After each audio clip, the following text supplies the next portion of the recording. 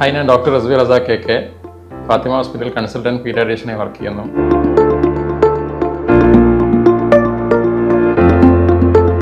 ഇന്ന് ഞാൻ നിങ്ങളോട് പറയാൻ പോകുന്നത് കുട്ടികളിൽ കൊടുക്കേണ്ട വാക്സിനേഷനെ പറ്റിയിട്ടാണ്.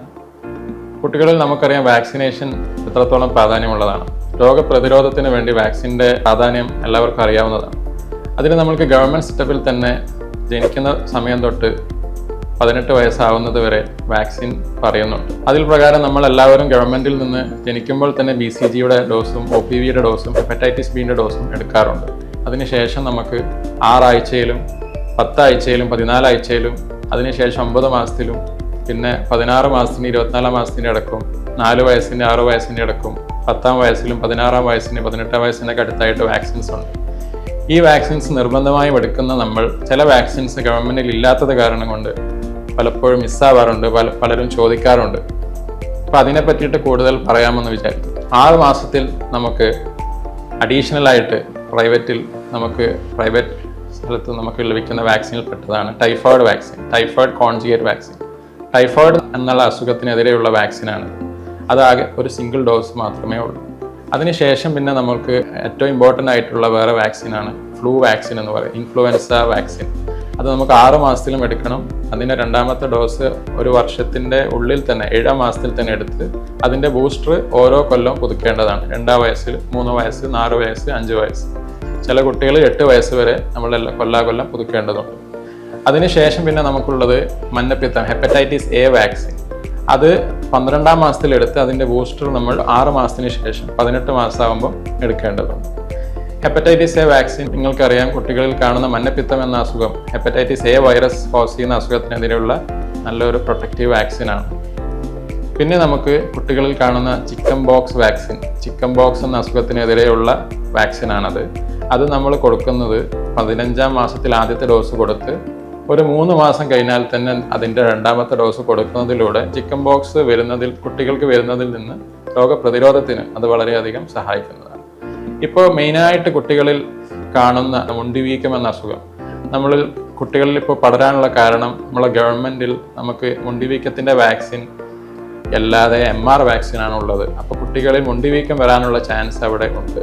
അപ്പോൾ മുണ്ടിവീക്കത്തിൻ്റെ പ്രതിരോധത്തിന് വേണ്ടി നമ്മൾ 9-ാം മാസത്തിൽ തന്നെ അതിൻ്റെ ആദ്യത്തെ ഡോസ് MMR വാക്സിൻ എന്ന് പറഞ്ഞ് കൊടുക്കുകയും അതിൻ്റെ 2ാമത്തെ ഡോസ് 6 മാസം കഴിഞ്ഞാൽ ഒരു 16 മാസമൊക്കെ ആകുമ്പോൾ 2ാമത്തെ ഡോസ് കൊടുത്ത് ഒരു 4 വയസ്സാകുമ്പോൾ 3ാമത്തെ ഡോസ്, അതായത് MMR3, MMR1 9-ാം മാസം, MMR2 16-ാം മാസം, MMR3 4 ഇയേഴ്സ് കൊടുക്കുന്നതിലൂടെ മുണ്ടിവീക്കം എന്ന അസുഖത്തിനെതിരെയുള്ള വാക്സിൻ നമുക്ക് 99% കവറേജ് കിട്ടുകയാണ്.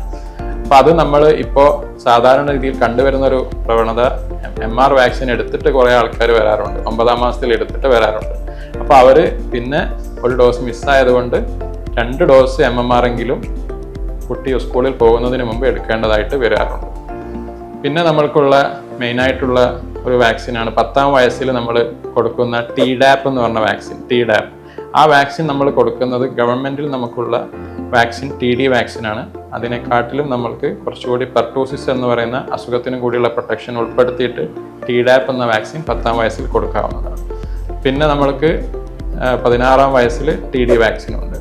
വാക്സിൻസ് ഇത്രയും ഡോസ് കൊടുക്കേണ്ടതുണ്ടോ എന്നുള്ള ചോദ്യം പലപ്പോഴും വരാറുണ്ട്. അതായത് ഒരു ഡോസ് കൊടുത്ത് അതിൻ്റെ 2ാമത്തെ ഡോസ് കൊടുത്ത് 3ാമത്തെ ഡോസ് അങ്ങനെ കൊടുക്കേണ്ടതുണ്ടോ?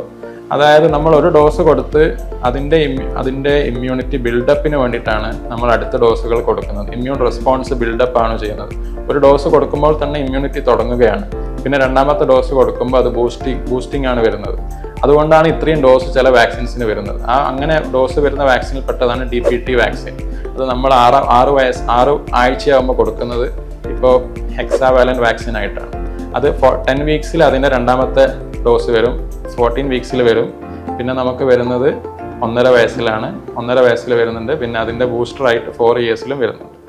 അതേപോലെ തന്നെ ഈ മൾട്ടിപ്പിൾ വരുന്ന ഒരു വാക്സിനാണ് OPV വാക്സിൻ.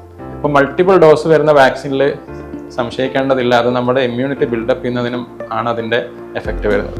പിന്നെ ഏതൊരു വാക്സിൻ കൊടുക്കുമ്പോഴും അതിൻ്റെ ശേഷം ഉണ്ടാകുന്ന ചെറിയ പനികൾ, ചെറിയ തടിപ്പുകൾ, അതൊന്നും നമ്മൾ വിചാരിച്ച് നമ്മൾ വാക്സിൻ ഒരിക്കലും കൊടുക്കാതിരിക്കരുത്.